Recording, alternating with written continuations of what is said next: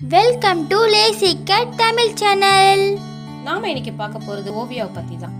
ஓவியா பத்தி சொல்லணும்னா அவங்க ரொம்பவே ஸ்ட்ரைட் ஃபார்வர்ட், நல்ல பொண்ணுங்க.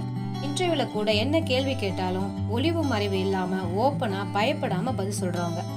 இவங்களுக்கு இயற்கைனா ரொம்பவே பிடிக்கும். அதனாலதான் அவங்க அதிகமா வெளிநாட்டு சுற்றுலா போவாங்க.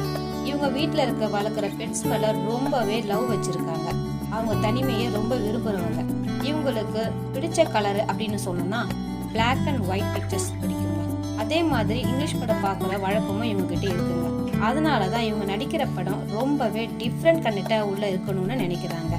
ஏன் அப்படி டைம் ஒதுக்கி செலக்டிவா சூஸ் பண்ணி எடுத்து நடிக்கிறாங்க அப்படின்னு நீங்க கேட்டீங்கன்னா அதுல ஒரு குவாலிட்டி வேணும்னு விரும்புறாங்க.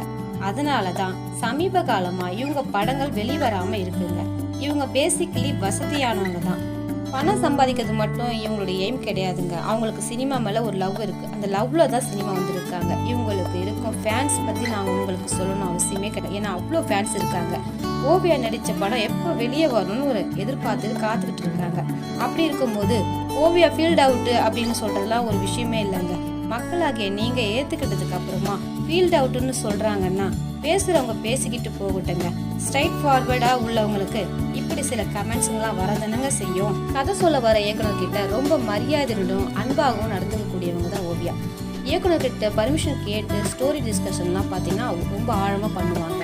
அதே மாதிரி துணிச்சலா இறங்கி படத்தை ரிலீஸ் பண்ற வரைக்குமே தைரியமா செய்வாங்க. இவங்களுடைய ஸ்டைலிஷான தோற்றத்துக்கும் குணத்துக்கும் டோட்டலி டிஃப்ரெண்டானவங்க அவங்க.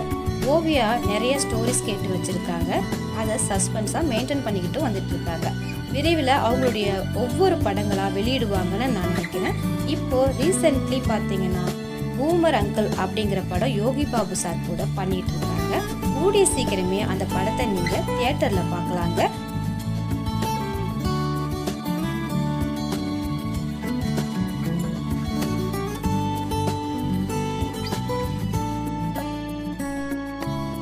Thanks for watching.